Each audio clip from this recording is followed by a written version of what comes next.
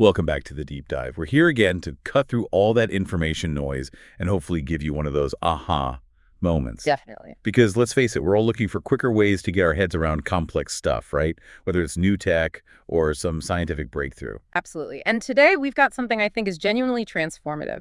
It could really change how AI handles some very, very complex data. Okay, intriguing. What are we diving into? We're looking at something called pLSTM. That stands for parallelizable linear source transition mark networks. And this isn't just a small tweak. It feels like a pretty major step forward for recurrent neural networks in AI. pLSTM. Got it. So our mission today then is to really unpack how this pLSTM thing tackles what sounds like a really stubborn problem, processing multi-dimensional data. We're talking images, right? Mhm. Or maybe like complex molecular structures. Exactly. Things that aren't just a simple line of text. And pLSTM seems to offer a big leap past what even current top models, like transformers or the usual linear RNNs, can do in these areas. So we'll dig into why it's innovative, how it actually works, how it pulls off what it claims to do, and maybe most importantly, what this could mean for AI's future, maybe even for scientific discovery itself. Sounds like a plan. And to really get why pLSTM is a big deal, we probably need to start with, well, what's not working so well right now? What are the bottlenecks in current AI? Good point. Where do we start? Modern linear RNNs.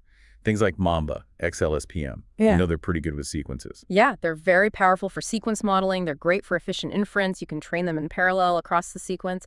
And they have this associative memory thing, which is really good for handling super long sequences. Okay, but you mentioned a bottleneck. What's the catch?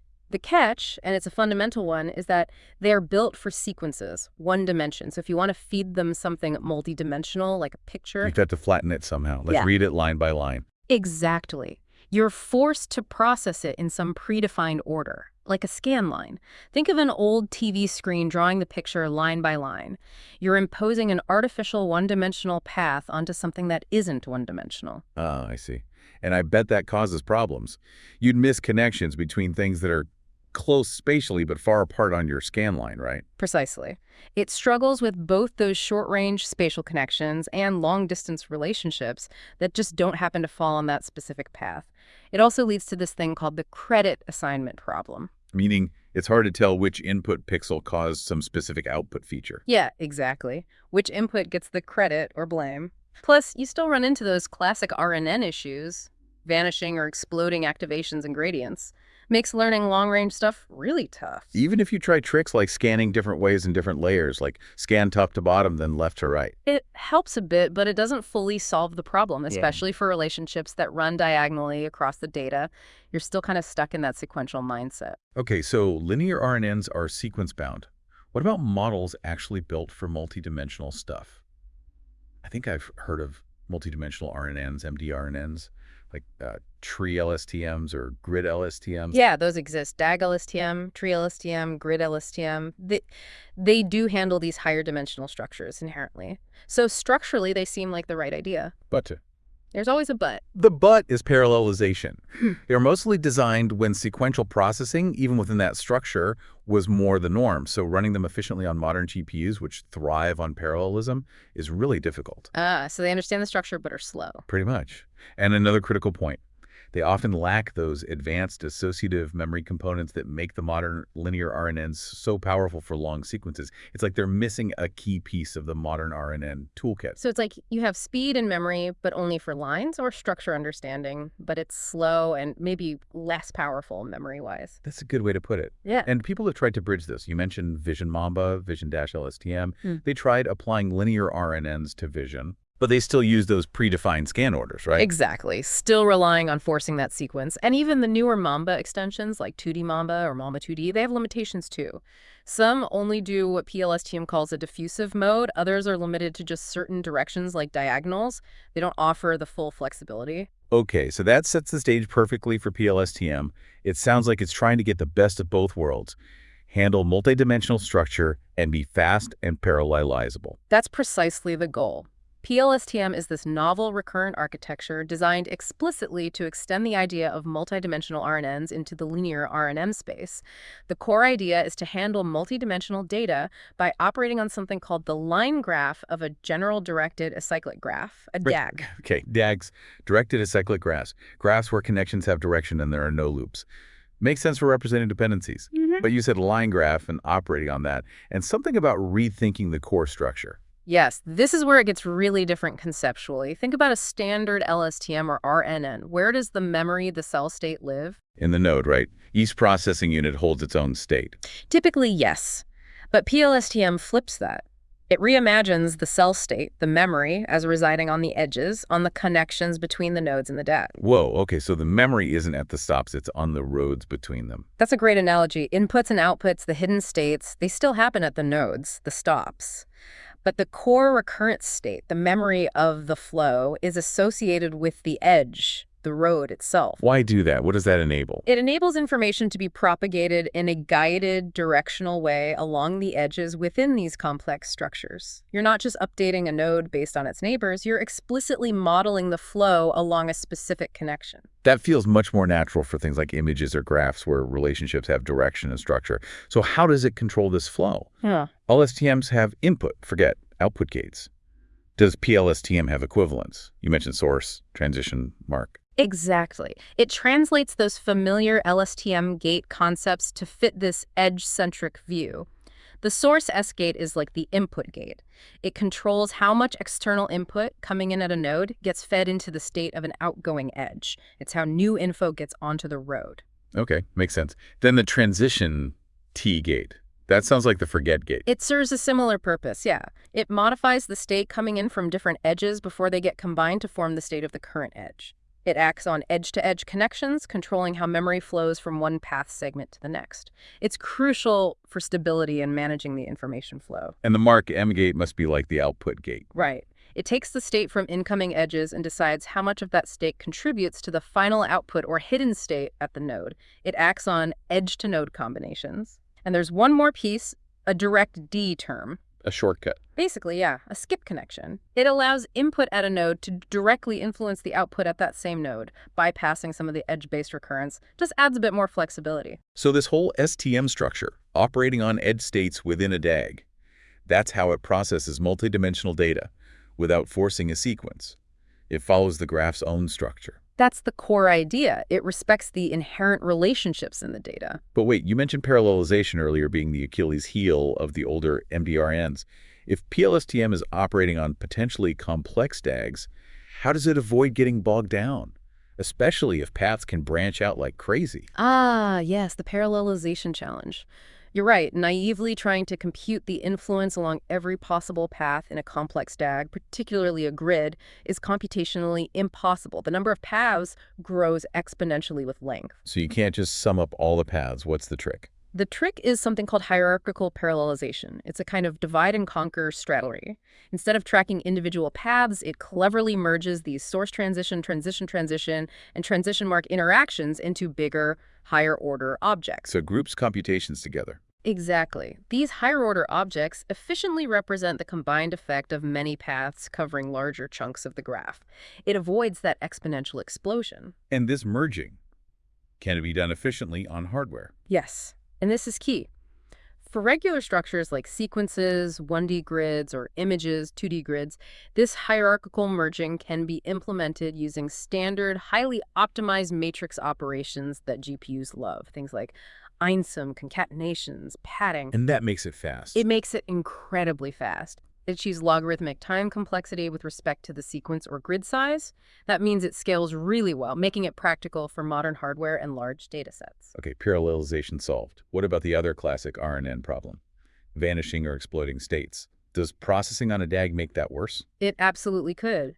If you're summing up influences over many paths in an uncontrolled way, the state values could easily explode or vanish, just like in standard RNNs, maybe even more dramatically in a complex graph. Learning long-range dependencies becomes impossible. So how does pLSTM keep the signals stable while still letting them travel far across the graph? This is where that line graph concept comes back in, combined with two specific modes of operation. Remember the line graph? Original edges become nodes, and connections between edges become the new edges. Right, the roads become the places. Kind of, yeah. And the transition T-gate values can be seen as controlling the flow between these road nodes in the line graph. pLSTM uses this view to enforce stability in two ways: key mode and D mode. Okay, P mode, propagation. Propagation mode, P mode. It ensures stability by mathematically constraining the strength of the transitions. Specifically, it limits the L1 norm, basically, the sum of absolute values of the columns in the transition matrix acting on the line graph to be less than or equal to 1. What does that do functionally? It allows signals to propagate over long distances directionally, like along a specific path or line in the original DAG, without exploding.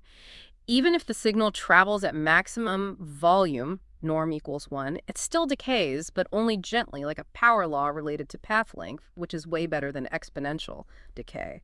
Its view is kind of focused, like looking down a specific road. Okay, so P mode gives stable, long-range directional flow. What's D mode? Diffusive. Diffusive distribution mode, D mode. This one takes a different approach. It simplifies the line graph structure itself, turning it into something called a multi-tree. Think of it as pruning the connection so there's only ever one path between any two road nodes. How does it do that pruning? Often by setting specific transition terms, usually those representing cross-directional movements to 0 globally. This stops paths from merging and creating that exponential growth in path numbers. And the effect? The effect is that stability becomes easier to manage. You just need to ensure individual transitions don't explode. It allows information to spread out more globally in an undirected way, reaching potentially all other nodes. But it loses that strong sense of directionality found in P mode. It's more like broadcasting information everywhere rather than sending it down a specific channel. So P mode for directed long range, Yeah. D mode for global undirected spread. Does pLSTM have to choose one? No, and that's the beauty of it. It can use both. You can alternate layers of P mode and D mode. Or within a single layer, you can have multiple heads, some operating in P mode along different directions like horizontal, vertical, diagonal, and maybe others in D mode. Ah, so it gets a really flexible and large effective receptive field by combining these strategies. It can kind of tune itself. Exactly. For something like a 2D image, it typically considers 4 main directional covers, like right down, right up, left down, left up, using P mode, potentially combined with D mode, to get comprehensive interactions across the grid. Okay, this sounds theoretically very powerful. How does it actually perform? Did they test it? They did, and they started with a clever synthetic task designed to really probe its capabilities, the arrow-pointing extrapolation task. Arrow pointing, what's the task? Simple concept, tough execution. Look at an image with an arrow and a circle and classify if the arrow is pointing at the circle. This requires understanding long-range relationships, directionality, and relative positioning, especially when you test it on images larger than it was trained on. That's the extrapolation part. And how did pLSTM do compared to, say, vision transformers or other Mamba-like models? This was really interesting. pLSTM generalized significantly better to those larger unseen image sizes. Transformers, notably, really struggled with extrapolation. Any idea why transformers struggled? The researchers suggest it's heavily tied to their fixed positional embeddings. Those embeddings tell the transformer where things are, but they don't generalize well when the map suddenly gets much bigger. pLSTM doesn't rely on positional embeddings in the same way for this task. Its structure inherently handles the spatial relationships. That's a huge advantage for generalization. Did they look at P mode versus D mode here? Yes. The ablation studies where they turned parts off to see the effect showed that D mode was actually better for extrapolation. Spreading information widely helps find the circle anywhere, while P mode was better for interpolation, staying within the training distribution. But the key was that pLSTM's ability to combine them was the most effective overall. It got the best of both. Okay, synthetic tasks are revealing. What about real-world stuff, like ImageNet? They tested it on ImageNet 1K2, and the performance was strong, pretty comparable to other well-known vision models. Comparable, but maybe not quite state-of-the-art yet. Right. There's still a bit of a gap to the very top models, but the paper suggests this isn't necessarily a fundamental limit of pLSTM itself. It might be more about incorporating some of the domain-specific tricks, like using convolutions alongside it, that the leading models have heavily optimized over time. So there's potential to close that gap. Makes sense. It's a newer architecture. Did they try it on anything other than images? You mentioned graphs earlier. They did. They used the 2 data set, which includes benchmarks for molecular graphs, definitely multi-dimensional, but not a regular grid. Right. This really tested its flexibility. And how did it fare against standard graph neural networks, GNNs? It competed well. On these small molecule and bioinformatics datasets, pLSTM held its own against popular GNN architectures. That's impressive. How does it even handle graphs that might not have an obvious direction, like some molecular graphs? How does it use P mode and D mode there? That's quite clever. Even on undirected graphs, it can induce a sense of direction.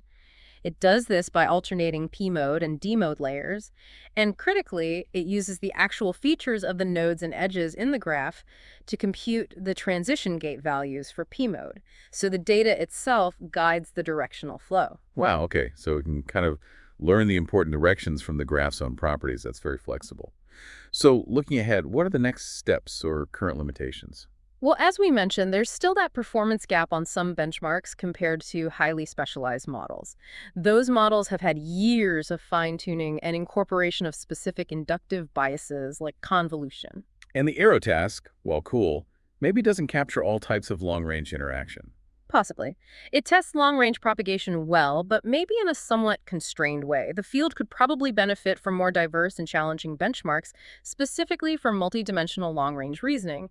And while pLSTM generalizes better than VITs on that task, perfect extrapolation is still an open challenge. But the potential seems huge, right? Especially outside standard images. Absolutely.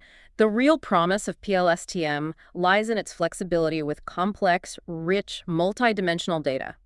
Think about scientific domains, biology, chemistry, fluid dynamics, medical imaging, anywhere you have complex spatial or relational structures. Yeah, areas where current models might struggle to capture all the intricate dependencies. Exactly. pLSTM could offer real advantages there, potentially allowing us to model and understand these systems much better than before. Okay, so to wrap up for everyone listening, pLSTM looks like a genuinely powerful new tool in the AI toolbox. It cleverly merges the strengths of those multidimensional RNNs that understand structure with the speed and memory of modern linear RNNs. Right. It gets around the old limitations by putting its memory on the edges or connections, not just the nodes, and it keeps things stable and parallelizable using that hierarchical approach and the clever P mode and D mode for controlling information flow. It really makes you think, doesn't it? How could this ability to handle complex multidimensional structures fundamentally change things? Imagine drug discovery, where you're dealing with intricate molecular interactions. Or analyzing medical scans, MRIs, CT scans with a much deeper understanding of the 3D structure and relationships within the tissue. Or even simulating complex biological systems, like protein folding or ecosystem dynamics.